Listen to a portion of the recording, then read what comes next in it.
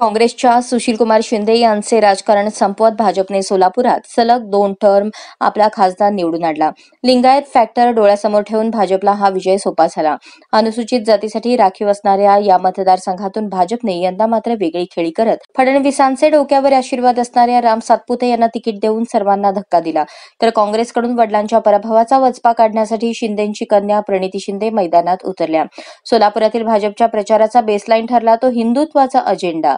पंतप्रधान मोदींपासून उपमुख्यमंत्री फडणवीसांपर्यंत सर्वांनी कट्टर हिंदुत्वाचे कार्ड वापरत जाहीर सभांमधून वातावरण तापवले.